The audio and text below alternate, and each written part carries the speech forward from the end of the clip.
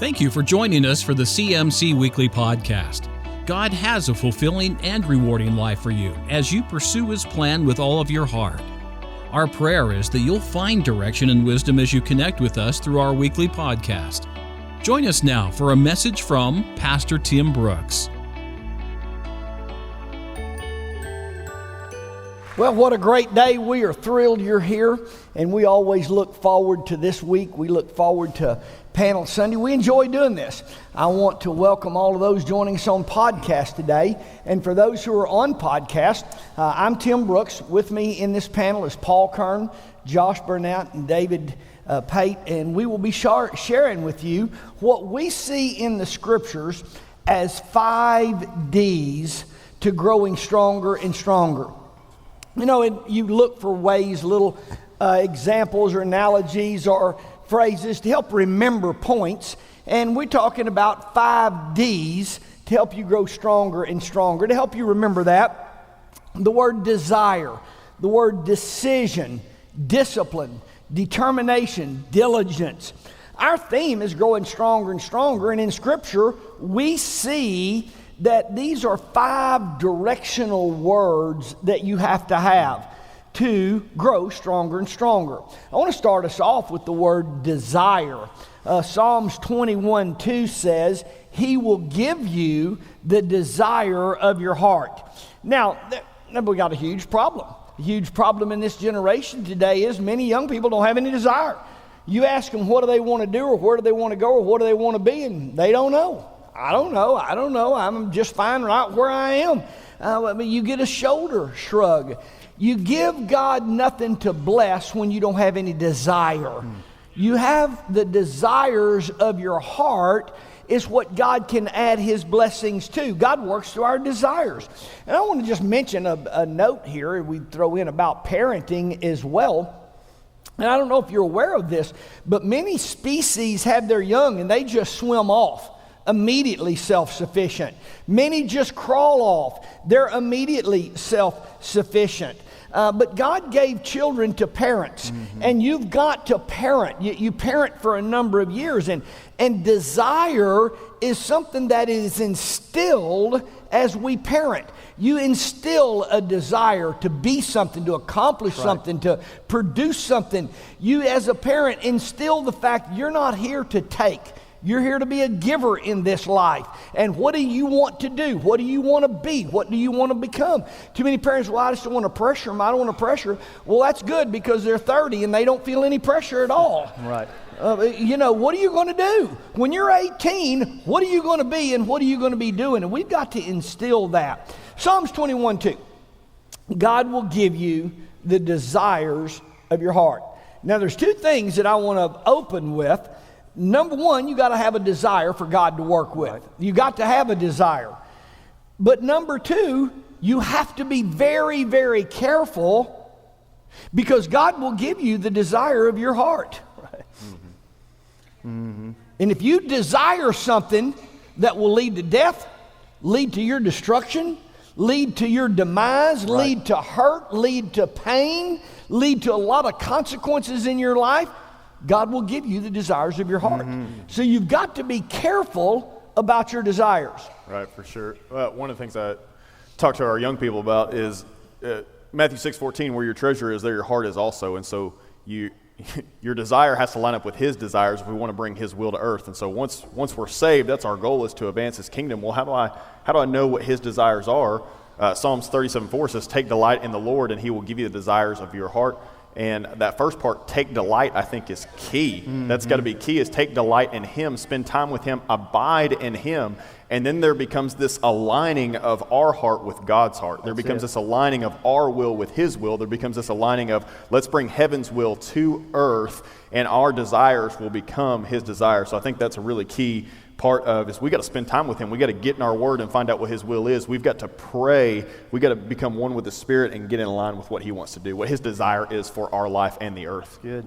No, that's it. And with desire, I really don't think desire is a young person thing. I think it's an every person thing. Yeah. I think we all struggle with desire. I think there are times in our relationships, whether it be marriage or whatever, that we lose desire for that. I think there's times in our jobs or just life itself that we lose desire, and I think a new desire happens when you get tired of being where you're at. Sure. I think we have to kind of come to the end of ourselves. The prodigal son story, you saw him get tired of the life that he was living, and it says he came to his senses. And I think when we get tired of where we're at, because no one can create our desire. Right. No one can give us a desire. That has to be us. We have to get tired of where we're at, and then a new desire happens. So I actually don't think it's a young person thing. I think it's all of us that will lose desire with where we're at. Well, Josh, as you said, you've got to get your desire from God. Right. Your desires can't come from your flesh. Right. But here's what's happened, and I think this has plagued a lot of Christianity. As parents, we tell our young people what they can't do. Don't do this, and don't go there, and don't do that, and don't eat that, and don't smoke that, and don't go here, and don't be with those friends, and don't be this, and don't. And so they've got what they don't do, but parents aren't saying, what are you going to be? What are you going to do? Where are you going to go? All we're doing is telling them what not to do. And in parenting, you've got to, yes, there are things we don't want to do, and we need to teach that. But as parents, our focus is on the positive. Where are you going to go? What are you going to build? What are you going to accomplish? What has God put you here? Because God gives you the desires of your heart. And without a desire, you give God nothing to bless. Right. God guides and leads us. But when a person is not going anywhere, when there is no desire, I'm good. What are you going to do? I can't improve on this.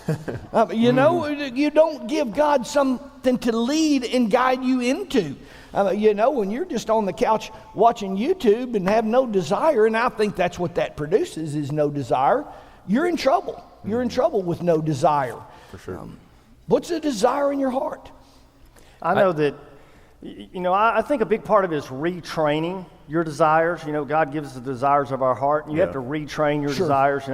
Working with the interns here, and these guys come in, and it's all about retraining our desires, right? And so Monday, Wednesday, and Friday we have workout, and you come and you might not necessarily have a desire to work out. Your desire is more to grab a whole box of Oreo cookies and a gallon of milk, and that's your desire. That's what you want to do. Sure. So there has to be a retraining of, okay, my desire was for this, but I got to retrain my desire for this, because like we said, we all of us take the path of our desire. We will always pursue that path. So I think one of the real keys is retraining our desire. The way that we do that is we do that through the washing of water by the Word. Right. As a believer, we train our mind to have different appetites for different things and to desire different things by reprogramming ourselves through the Word. And the more consistent that we come in choosing that path, then the more our desires change away from what our flesh wants and more of what God wants for our life. That's good. Really good. That's good. So the first one is desire. I think a second D for us, if we're going to grow stronger, is the decisions that we make. Right. And really there's two types of decisions that we have as people. We have moral decisions and preference decisions. And obviously God has given us the moral decisions. He's kind of told us here's what's moral and here's what's not. But he also has preference decisions for us. I think a great example is in the garden. He said for Adam and Eve, don't eat of this tree, but I've given you all these other fruit trees to eat from. So there's a lot of other decisions that God doesn't. He said it's our preference. Scientists say there's something like 2,500 fruit trees, fruit-bearing trees here on this earth. And God told him there was only one you couldn't eat. So there was moral decisions, but then I think there's a lot of decisions that God doesn't care about. Right. I think there's a lot of things that God has given us to do, and I think sometimes we don't make a decision because, well, what if I make the wrong one? Well, the wrong one is the immoral one. Right.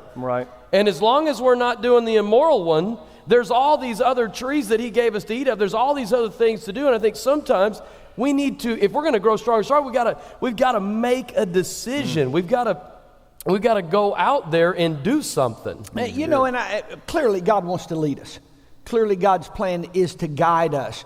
But for you to stand there for an hour or two and pray over which toothpaste to buy, God, I just want to be in your will. God, I just want to be in your will. Now show me what. Pick one and move on, please. Right. You know, God, I don't want to go to the wrong college. I'm just praying. What are you doing? Well, I'm just praying about where I'm supposed to go. You could have had a master's degree by now. Pick one and go. You know, and clearly we've got to have a balance. Right. And I'm not telling you run ahead of God and you run without prayer. But we are so indecisive, and I think the fear, as you said, the fear of missing God or the fear of being out of God's will has too many Christians not doing anything. Let's go. Let's make the decision and let's move on. You got to make a decision. No, for sure. If you need wisdom on it, it's okay to get wisdom on a decision. I mean, James 1:5 says, if anybody lacks wisdom, ask God. He gives it generously to all men. And then also Proverbs 13:20, if you walk with the wise, you become wise. So we can get some wisdom on a decision, but don't live in limbo. Don't overcomplicate your calling. Understand we're all called to love God and to make disciples. And so I was loving God and making disciples before I was a pastor.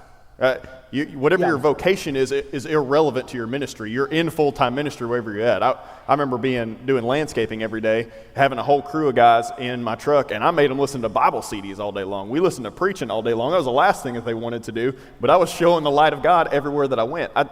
Just yesterday, we took a group of students downtown to pray for people. I could do that without being a youth pastor. I could take a group of students downtown and pray for people. And so it doesn't matter what your job or what you're doing. Know that you're called to make disciples, and don't live in limbo of, should I go to this college? Should I do this? Should I have this career? Should I do this? Your gifts and talents a lot of times should make decisions for you. Sure. God has gifted you to do something, so do that. If he's gifted you with mechanics, be a mechanic. If he's gifted you to cut hair, cut hair. If he's gifted you to speak, speak. But whatever he's gifted you in, that should make some decisions for you. Let's make a decision. We've got to make a decision. I like what David said when he was talking about feelings. You know, I do think a lot of people make decisions based on feelings, you know. So I feel like binging on Netflix all night long. Now, I know I have a test in the morning, but I feel like binging on Netflix all night long. Well, I think one of the things that really helps in decision making is understanding that with every decision that we make, there's a consequence. Sure.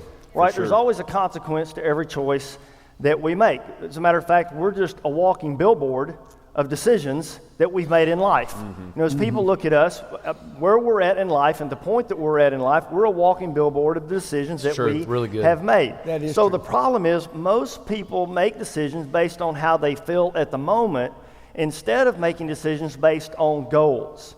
And I think a real key is making decisions based on goals. See, once you understand that every decision that you make has a consequence that follows that decision, then that's going to give you more clarity in making decisions that you make every single day. It's going to help you predict your future, in other words. So you don't make decisions based on how you feel. You make decisions based on where you want to end up, where you want to go. That's good. And I can tell you, I see people that, well, I'll tell you what I'd do. Here's what you ought to do. Well, I can see what your decisions have produced in your life.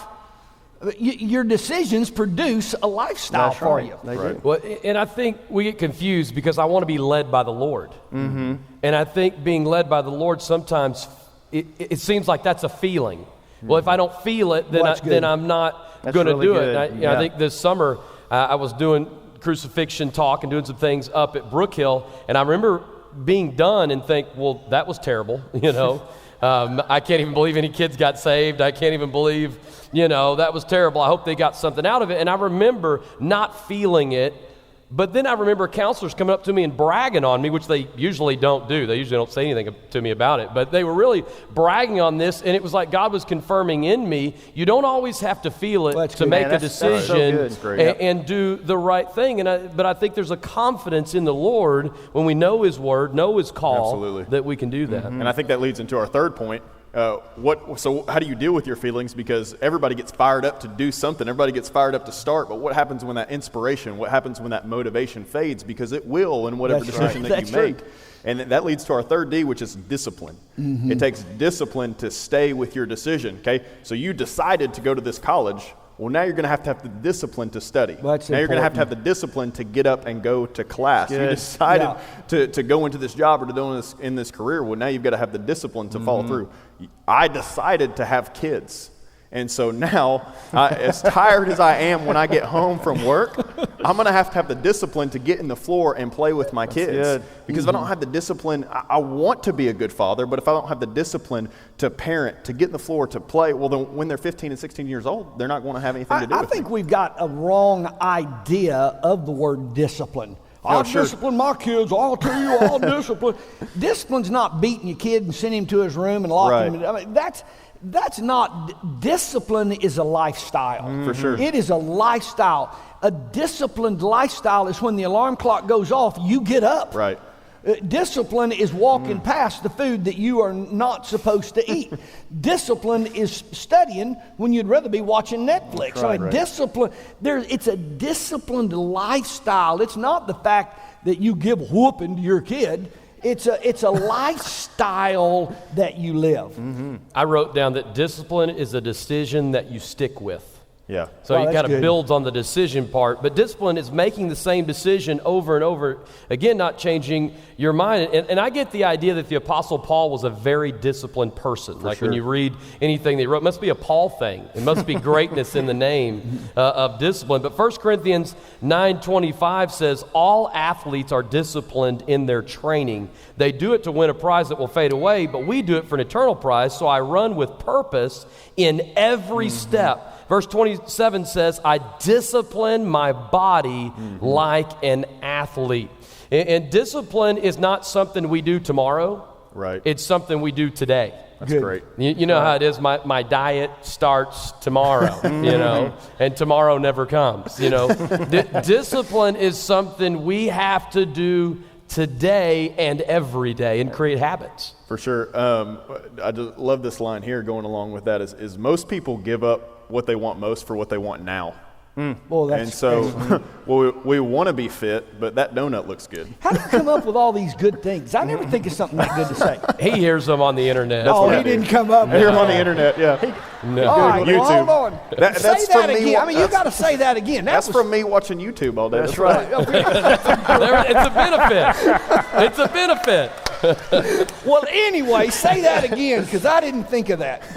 We have to have the discipline to give up what we want now to get what we want most. Man, that's And good. so right now, I don't want to study, but I need to study if I want to make an A on that test. Right Well, now, that's excellent. I've got to be a parent even though I don't feel like it. Right now, I've got to say no to that donut even though it looks really good. Yeah. My metabolism is starting to slow down as I'm getting older here, but we've got to be disciplined to get what we want most. So we got to give up what we want now in the moment. All right, so I can't let B outdo me on the quotes. So I got to have one myself. Everyone must suffer two pains. Yeah. The pain of discipline or the pain of regret. And so, So good.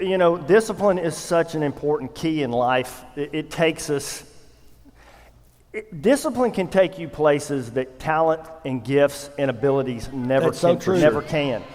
You watch people who've got a lot of talents, they've got a lot of ability, they've got a lot of giftings, and that can open the door.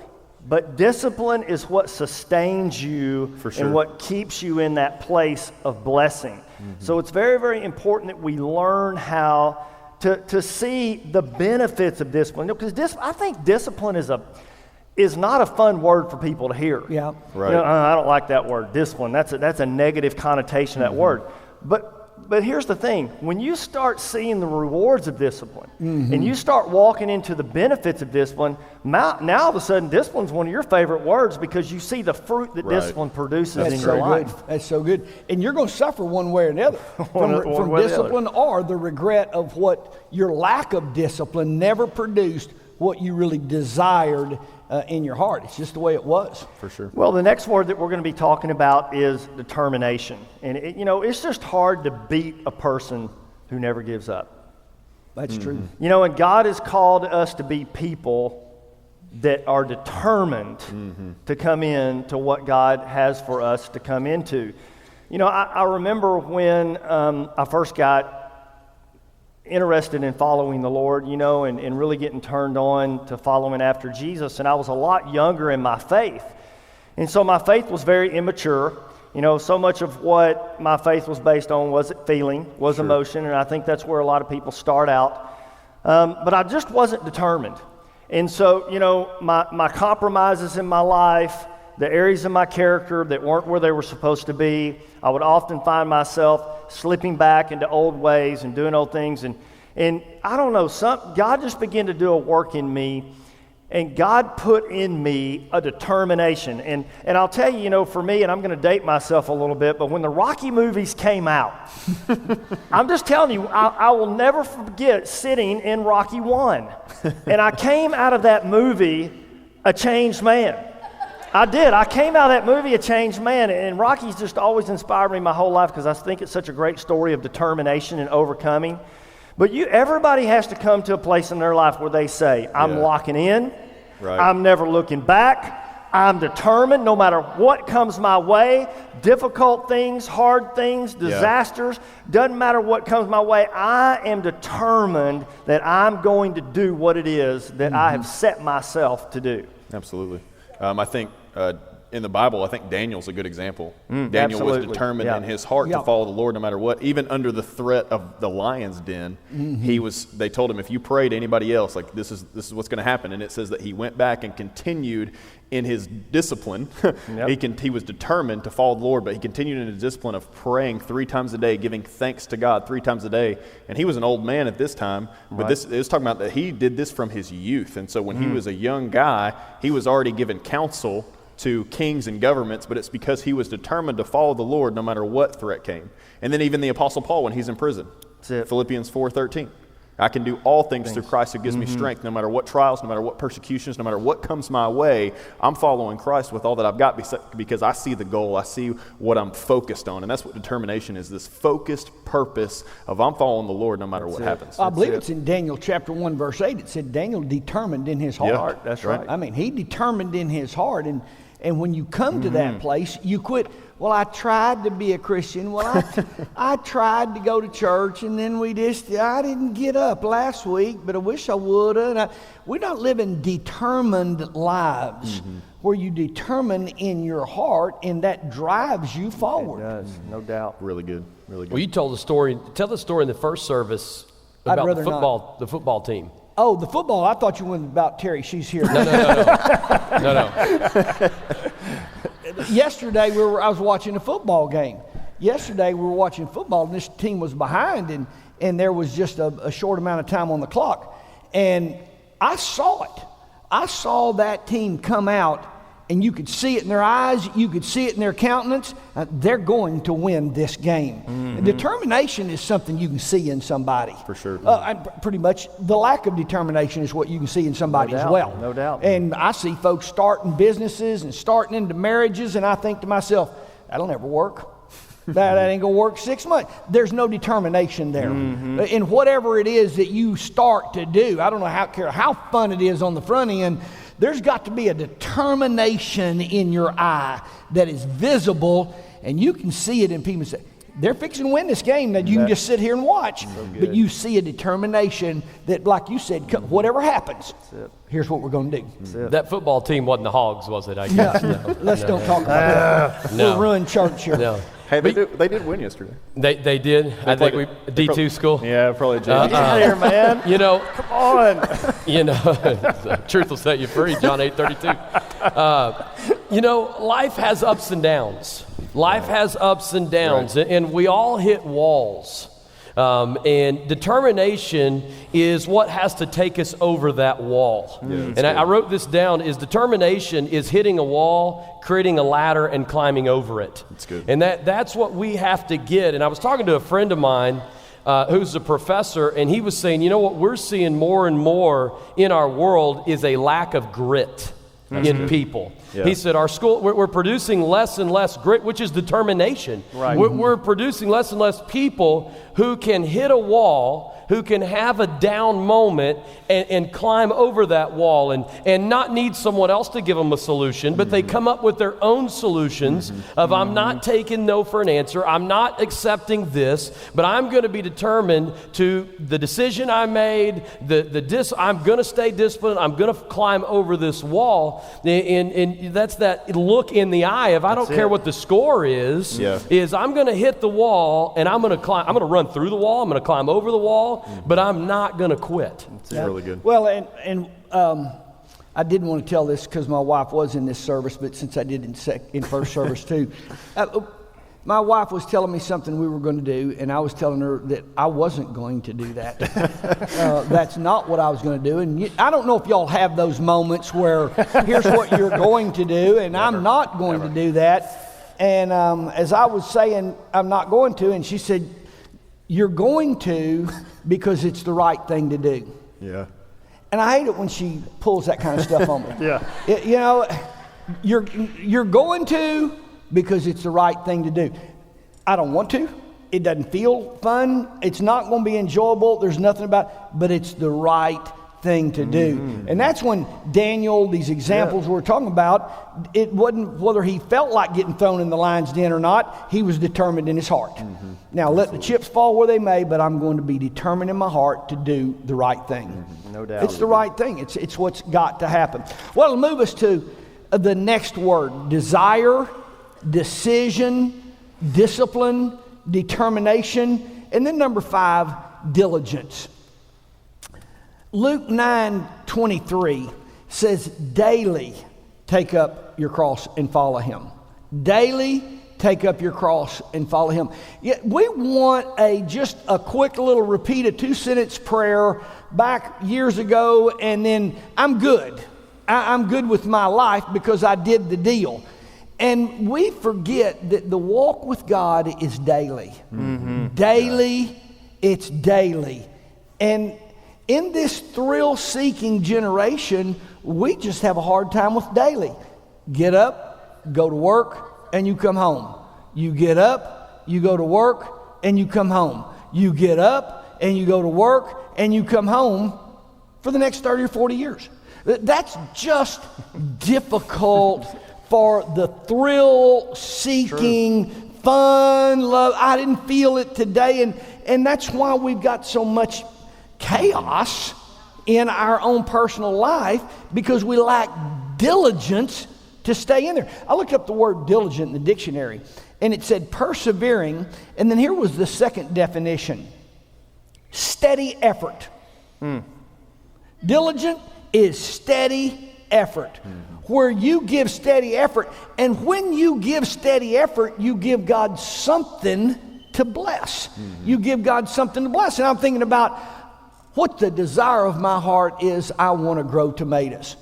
And then a week later, go pull all those up. The desire in my heart is to put in a peach orchard. A week later, go pull all those up. The desire in my heart. And I talk to young people all the time. They've got a new desire every month. You're going to major in this, and I'm going to major in that. And then I'm going to college, and I'm going to major in this.